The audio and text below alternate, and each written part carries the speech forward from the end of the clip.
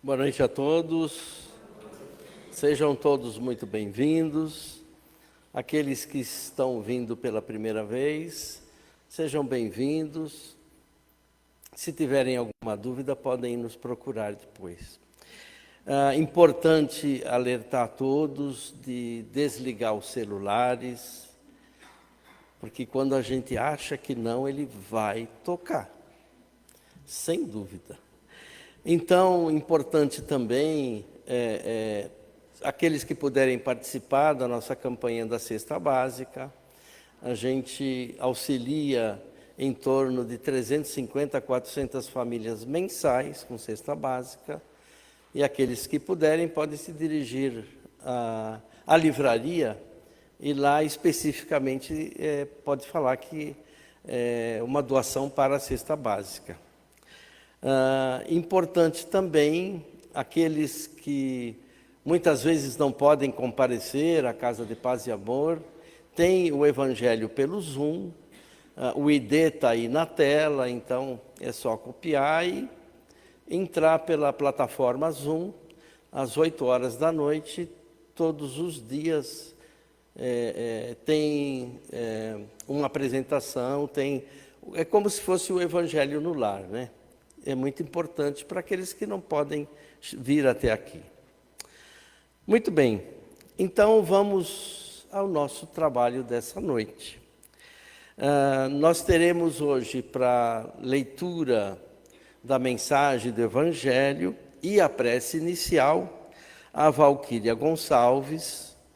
Teremos a vibração dos passes e a prece final, a Juliana dos Santos. E hoje, como é o primeiro trabalho do mês, nós falamos a respeito do que chamamos o livro do mês. O livro do mês, que é o livro O Consolador, ele será apresentado pela Magda Bária, que trará para nós a reflexão a respeito desse livro. E aqueles que quiserem adquirir o livro, na livraria ele está com 20% de desconto. Então, que possamos inicialmente buscar a nossa ligação com o nosso mentor espiritual, buscar a nossa ligação com Jesus, buscar essa harmonização que já está se fazendo aqui na casa, procurando deixar a mente tranquila e receptiva, para que possamos receber todas as informações e todas as reflexões dessa noite. E que iniciamos então, Valquíria, por favor.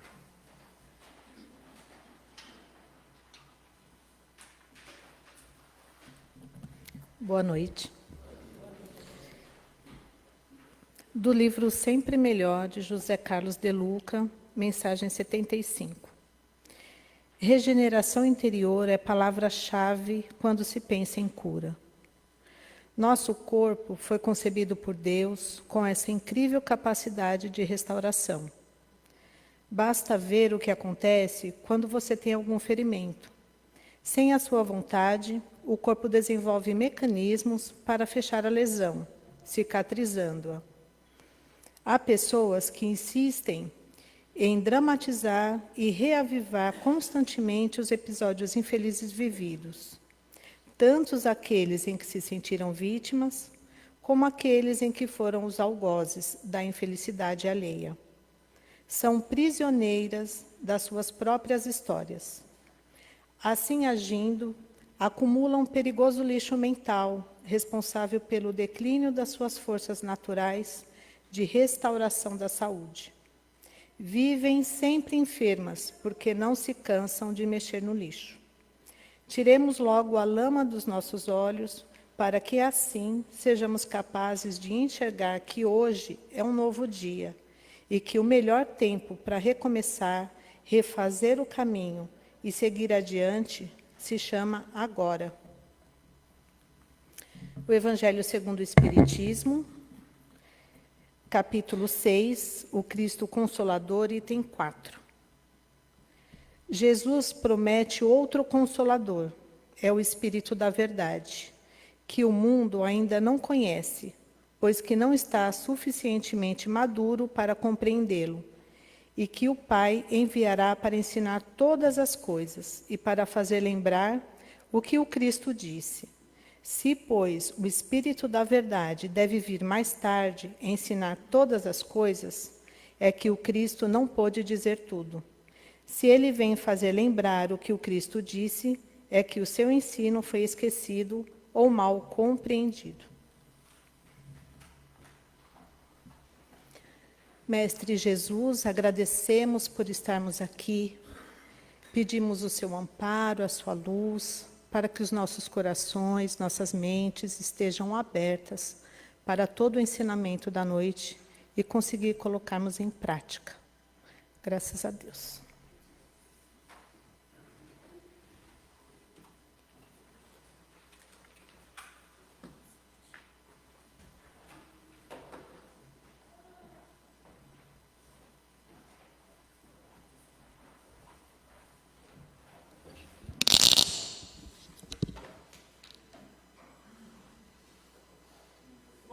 Pessoal,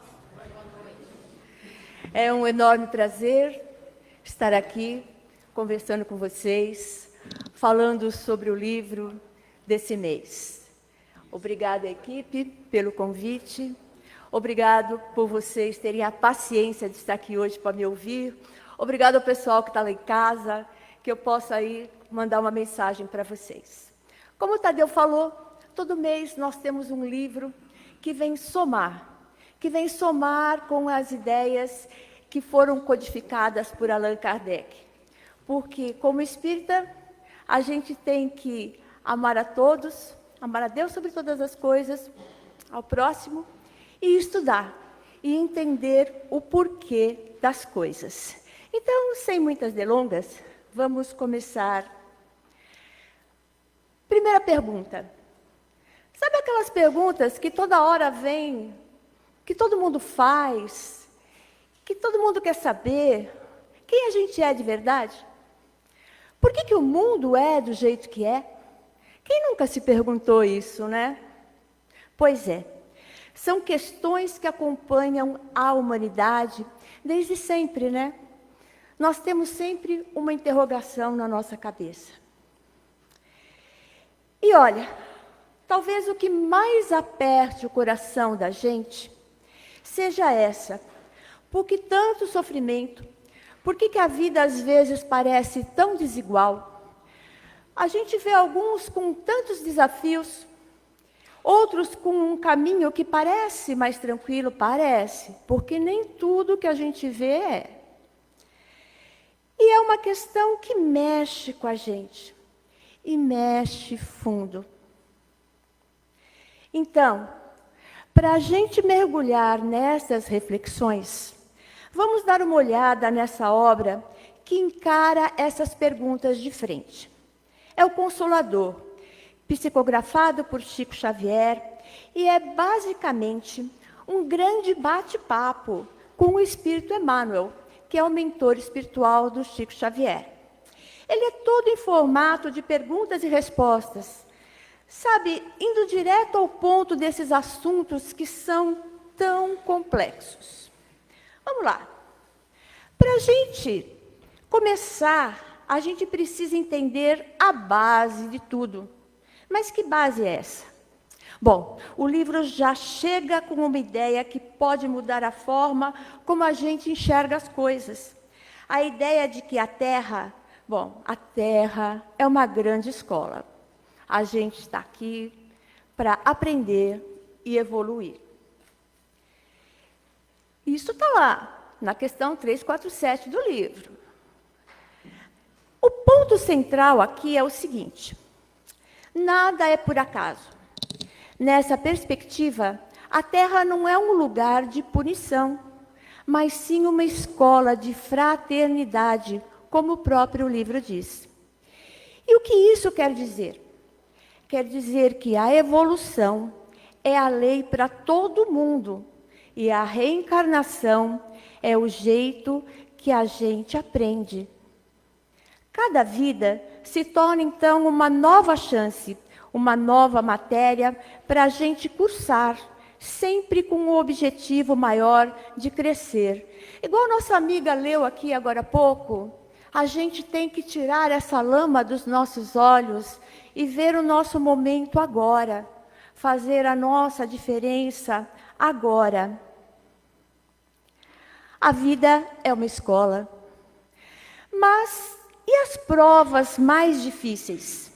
E aquelas lições que machucam? Pergunta dolorida, né? Não quer calar. Quem nunca perguntou? Então agora a gente vai encarar de frente o porquê da dor e porquê da desigualdade. Que é algo que incomoda todo mundo, não é mesmo? A gente olha para o lado e fala, mas por que eu? Né? A gente sempre acha, quando olha para o lado, que a outra pessoa está numa boa situação. Só que essa boa situação é relativa. Esse bom momento é muito pessoal. Depende da sua paz interior, depende do seu equilíbrio. Porque eu já vi pessoas que financeiramente têm aí um castelo, mas isso faz com que ela tenha tantas obrigações e tantas responsabilidades que ela é conduzida sempre por vigias, guardas, seguranças na rua, e ela não tem uma coisa que é tão gostosa, que se chama liberdade. O livro explica que o sofrimento pode ter basicamente duas naturezas diferentes. Pode ser provação e pode ser expiação. O primeiro, a gente tem aí a provação, pensa nela como uma matéria que a gente mesmo escolhe na faculdade da vida para desenvolver. Porque a prova não é que nem quando a gente está na escola, que você recebe aquele formulário, você tem que acertar a questão 1, ou 2, ou 3. A prova é que nem quando você faz um bolo, que você experimenta. Você põe os ingredientes da receita, mas nem sempre fica igual o que a minha mãe faz. O bolo dela é mais gostoso, o bolo dela é mais macio. Eu estou tentando, eu estou provando a minha habilidade como cozinheira nessa encarnação. Mas eu preciso ter alguns dons que às vezes eu não tenho. Às vezes eu estou fazendo a provação de ser um líder, de conduzir pessoas, de dar aula numa sala de aula, e isso não é uma atividade simples, porque você tem que conduzir pessoas, você tem que conduzir pensamentos e fazer que eles acreditem no que você está falando para que sigam com você. São provas. Talvez você escolheu uma prova de estar numa vida bem humilde, como fez o Chico Xavier. Isso não tira o mérito dele, a capacidade dele, a grandeza dos ensinamentos dele, com o local simples ao qual ele sempre fez questão de viver e nunca se apegou a nenhum bem material. Isso são provas. Mas existe também a expiação. Essa já é mais como se fosse a recuperação. Não sei vocês, né? Mas eu já, da minha época, quando a gente não passava no exame, a gente ficava de recuperação, né? Eu tinha que, nas minhas férias, estudar de novo aquela matéria e fazer uma recuperação para ver se eu conseguia tirar uma boa nota. Então, a expiação é uma recuperação de uma prova de que nós não fomos bem-sucedidos numa vida passada. Pode ser que na vida passada, por uma questão da cultura da época, eu já vi casos de estudos religiosos, sem contestar ninguém, que eles tinham o hábito de fazer sacrifícios de animais, mas era a cultura daquela época e eles viviam de acordo. Não estou dizendo que estavam certos ou errados, mas eles tinham um porquê agirem assim. Hoje eles estão numa outra prova, numa expiação de que eles têm que corrigir os sacrifícios que eles fizeram, que não foi muito bem aceito no plano espiritual. por falta de conhecimento, por ignorância. Então, tem o caso daquelas pessoas que nascem com deficiências físicas e que a gente volta a perguntar, porque a gente está sempre perguntando, mas Deus, se Ele não tem nada disso, por que eu tenho? Se ela é loira, linda, maravilhosa, por que eu nasci gordinha, rechuchuda e não cabe nada em mim? Né? Mas são provas, são coisas que nós escolhemos, nada veio por acaso, nada é por obrigação. Antes de nós estarmos aqui encarnados, nós optamos por essas provas e expiações, embora, graças a Deus, a gente não lembre, porque se eu fosse lembrar que na vida passada eu e meu marido não tínhamos um bom relacionamento, hoje as coisas também não iam ser muito boas. Então, nós temos aí, relembrando, a Terra é uma escola, e nessa escola a gente tem as lições, que são as provas e as expiações. Mas vem aí uma outra pergunta, né? A desigualdade. Olha só que interessante. É aqui que a visão sobre a desigualdade vira a gente de cabeça para baixo. Porque é o que eu já estava falando, né? Da diferença de situação financeira, de beleza física, de defeitos, de estabilidade econômica. E, em vez de ser só uma injustiça aleatória, o livro propõe que ela é, na verdade, um testemunho da reencarnação. A ideia é que cada um saia exatamente na situação que precisa.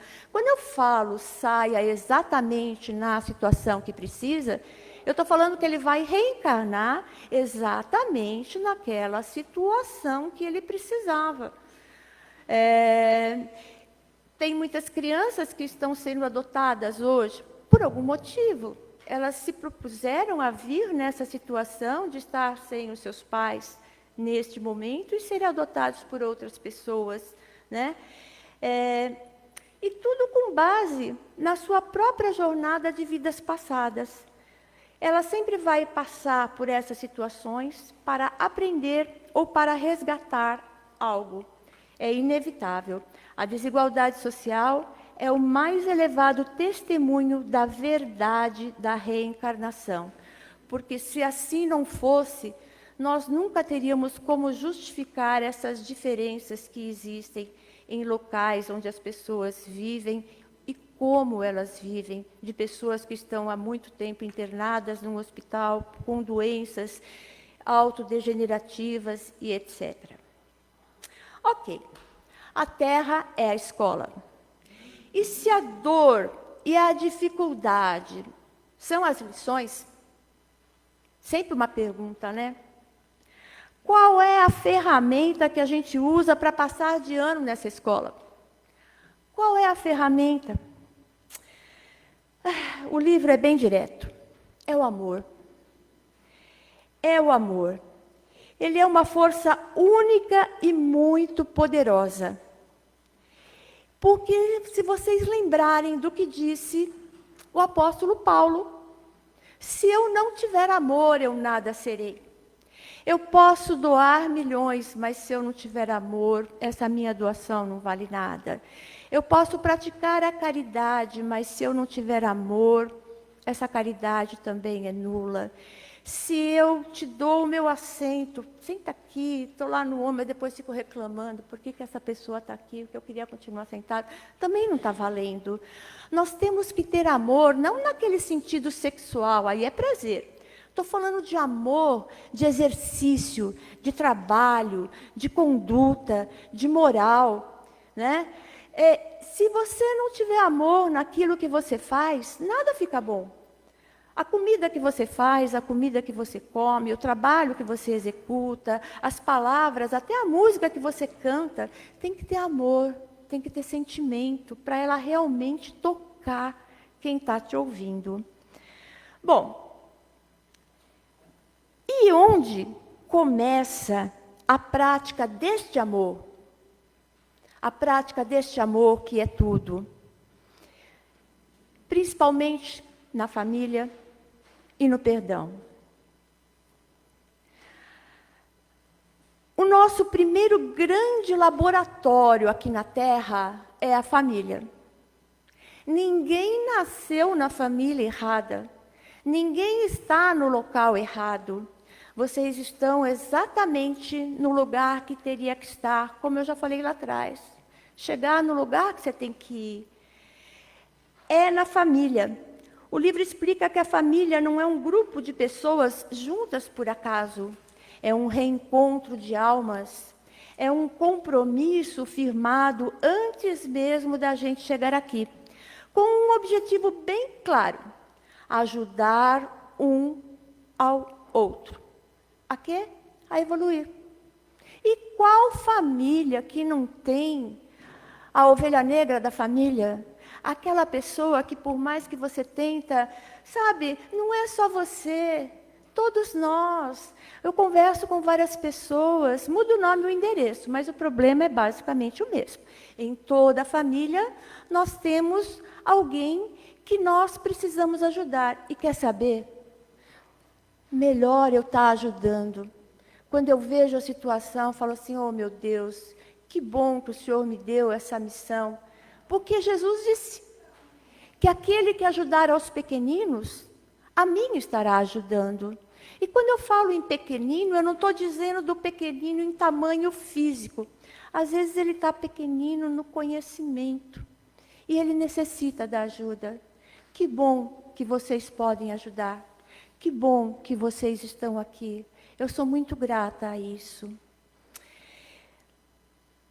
E é isso, bem claro, ajudar uns aos outros com o nosso objetivo, evoluir. Então, também está lá, pergunta 175. E o outro local do amor? O outro grande local do amor é o perdão. E quando a gente fala do caminho do perdão, gente, não é tão simples. O caminho do perdão não é falar, olhar para o lado e falar assim: eu perdoei. Está perdoado, não vai acontecer mais. Né? Eles mostram para a gente que ele escreve um processo bem ativo em 3 passos. Tem que esquecer o mal, lembrar só o que foi bem e ensinar o amor com o próprio exemplo. Que é uma atitude, segundo a obra, tem o poder de aniquilar o mal. Vocês já viram? Quando eu falo esquecer o mal, parece fácil, né? Mas as notícias que mais se transmitem são as negativas. São aquelas de coisas que não foram muito boas, como, por exemplo, a Argentina ganhou hoje. Fazer o quê, né? Mas tudo bem, tem que ver pelo lado bom. Tem pelo menos alguém da América do Sul que está indo lá. Então, assim, o amor, ele tem esses detalhes. O perdão, ele serve para a cura. Ele serve para o nosso restabelecimento. Voltando aqui à mensagem que foi lida no começo.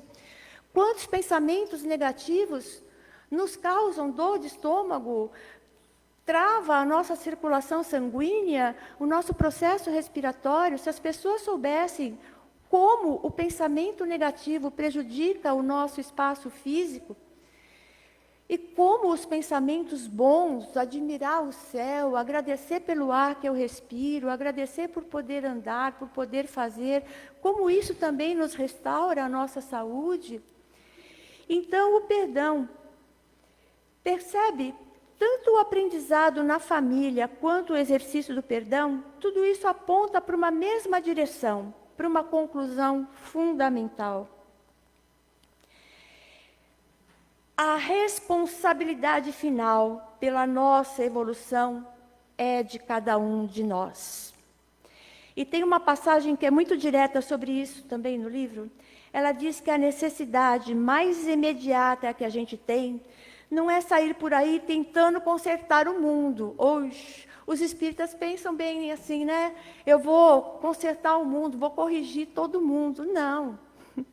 A grande tarefa, o trabalho de verdade, é de o iluminar a si mesmo. É corrigir os seus próprios defeitos.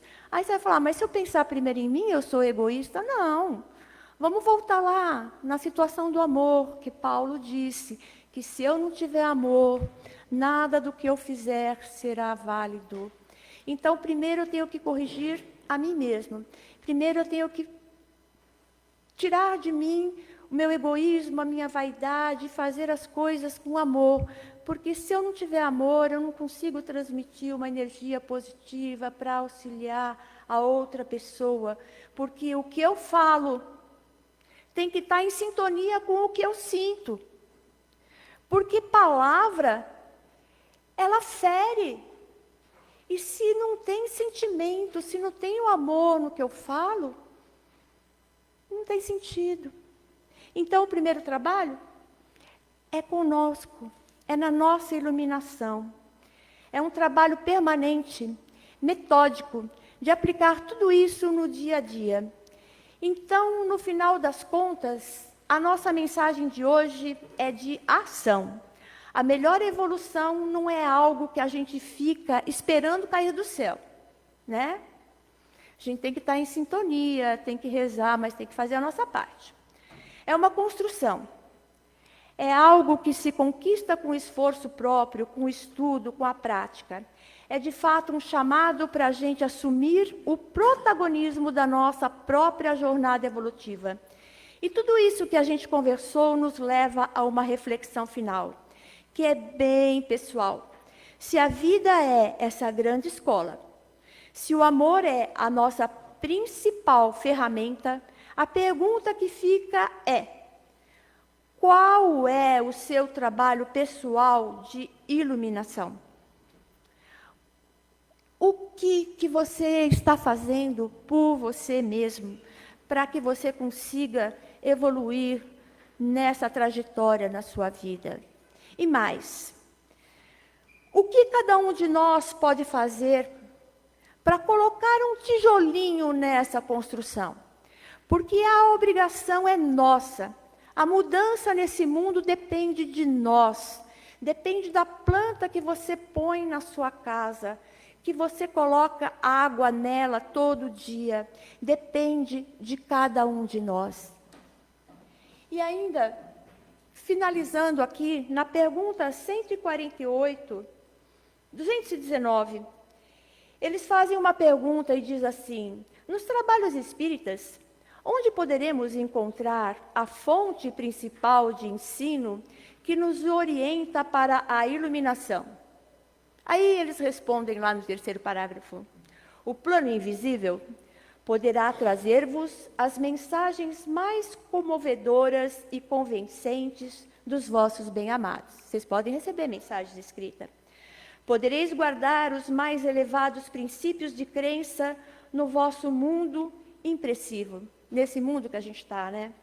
Todavia, é o esforço, a realização do mecanismo doutrinário em ação junto de vossa personalidade. Só o trabalho de autoevangelização, porém, é firme e imperecível, não vai acabar nunca. Só o esforço individual no Evangelho de Jesus pode iluminar, engrandecer e redimir o espírito, porquanto, depois de vossa edificação, com o exemplo do Mestre, alcançareis aquela verdade que vos fará livre. Muito obrigada.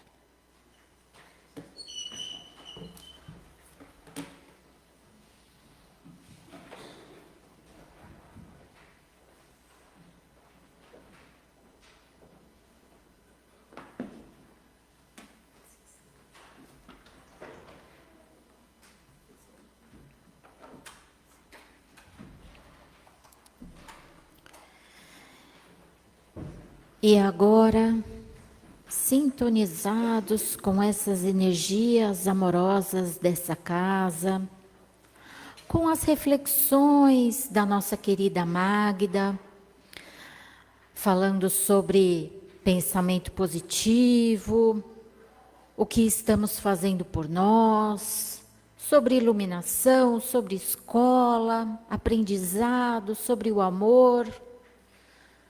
Vamos agora à terapêutica do passe. Vamos absorver esses pensamentos amorosos, esses pensamentos positivos, esse amor. E vamos procurando uma posição mais reta no nosso banco, vamos descruzando braços e pernas, vamos fechando os nossos olhos para aproveitar esse momento abençoado, que é o momento do passe. Vamos convidar Jesus, esse consolador do nosso dia a dia, esse consolador de minuto a minuto na nossa vida. Vamos visualizar a sua energia amorosa, o seu carinho. E os médiuns agora começam a terapêutica do passe. E nós não vamos esquecer que Jesus está do nosso lado. E uma luz imensa, colorida, brilhante, desce do mais alto e vai tocando o topo da nossa cabeça, o centro de força coronário. Esse centro de força responsável por essa conexão com o mais alto, responsável por essas conexões que fazemos com essa espiritualidade amiga, essa energia benfazeja vai descendo até o centro de força frontal, na altura da nossa testa, responsável pelos pensamentos, e que possamos cada vez mais, como disse a nossa amiga, termos pensamentos positivos, amorosos, pensamentos de amor, de alegria.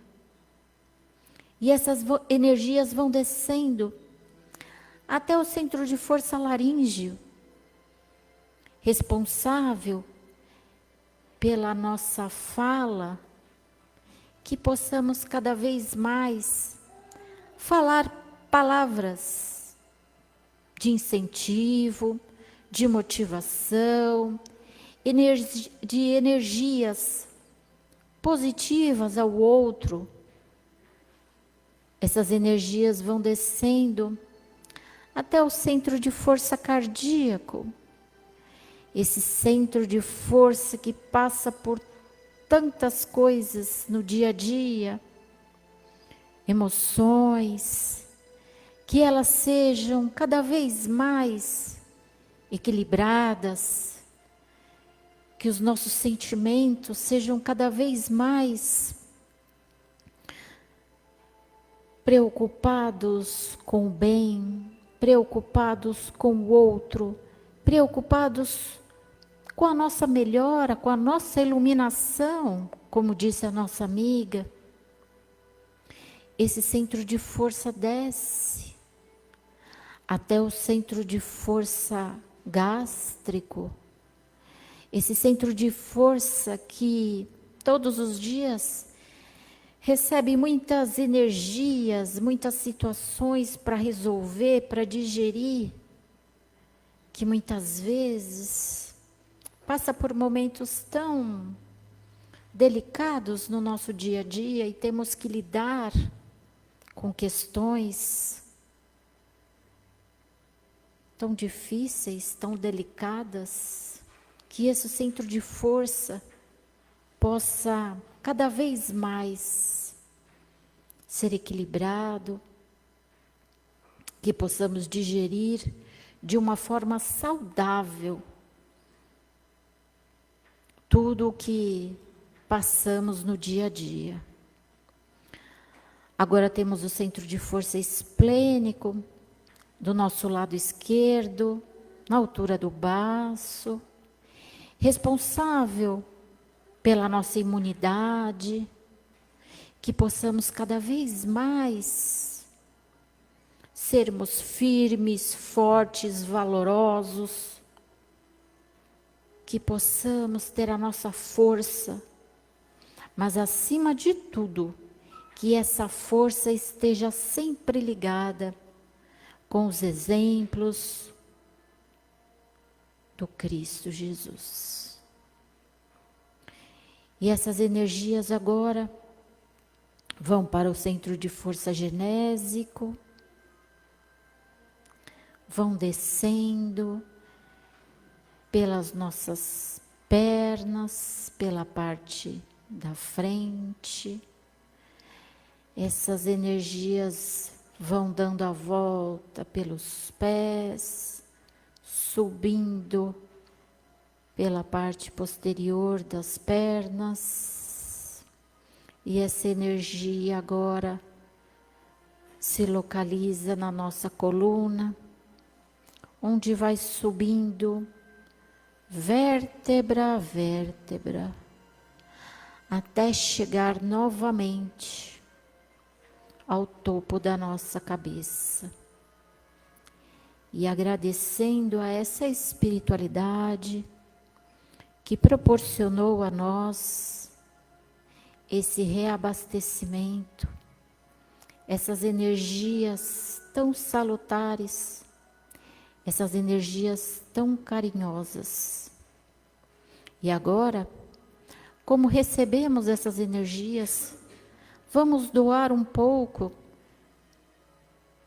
de energias positivas, pensamentos positivos, vibrações de amor, vibrações de paz.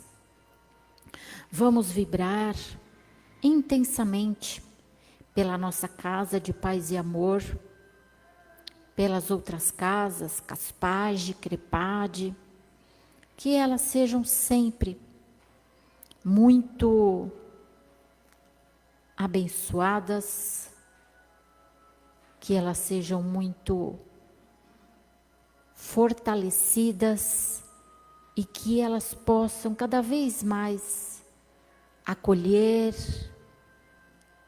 as pessoas que chegam, como está nos acolhendo, como nos acolheu e como ainda vai acolher muitas pessoas.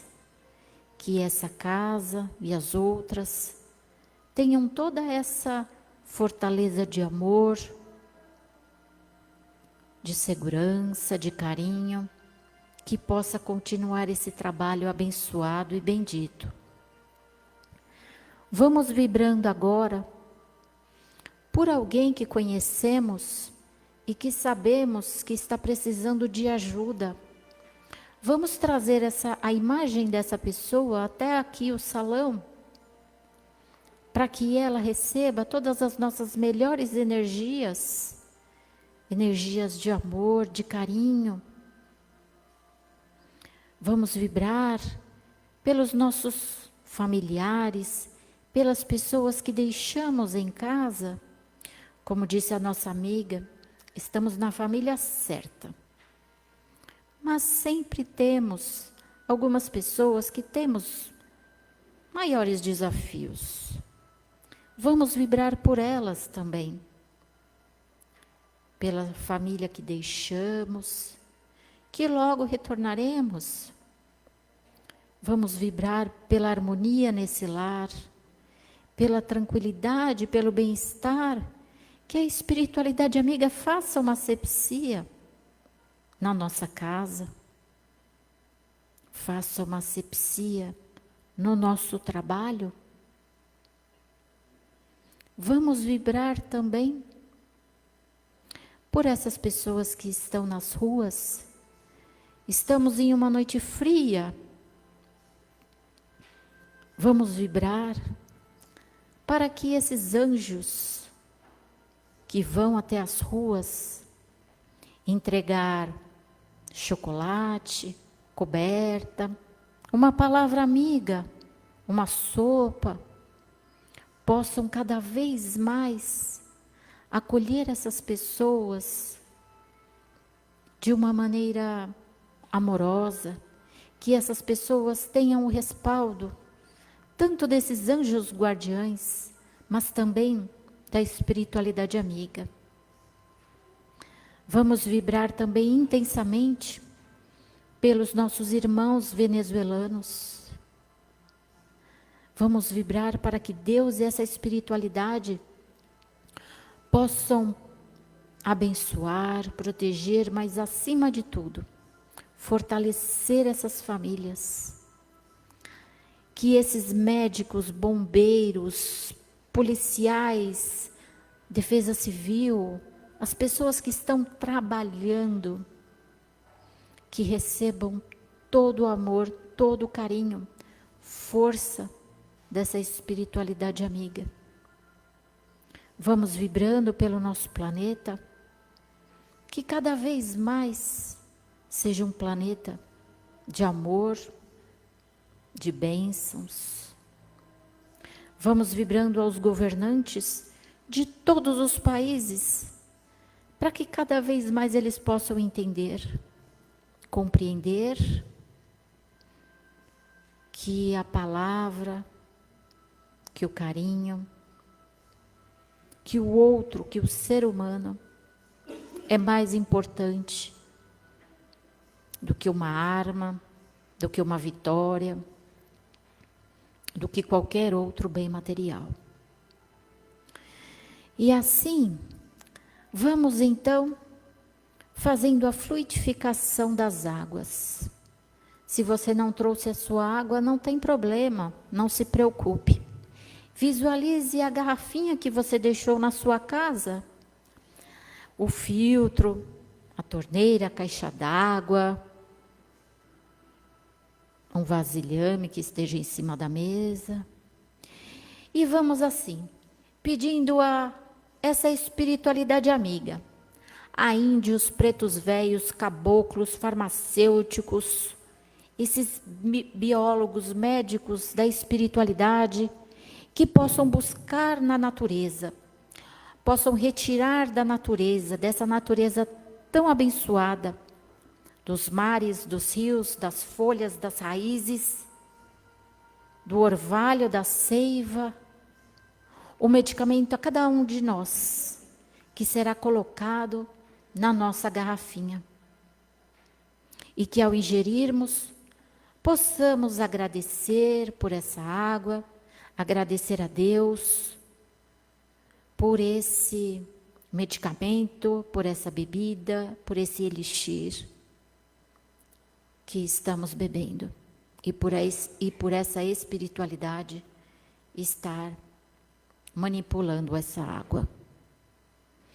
E que cada pessoa que estiver em um leito de um hospital possa receber um copo de água fluidificado para tomar com o seu medicamento.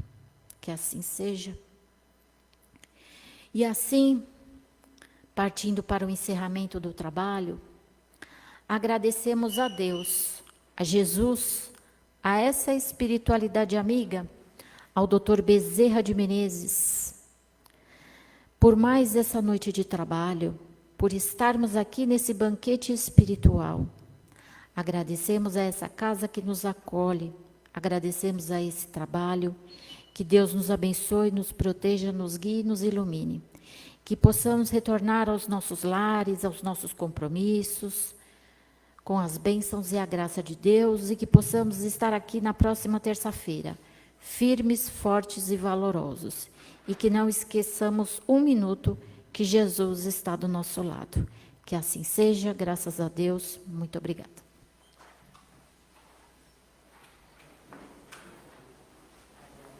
Obrigado a todos e até a semana que vem.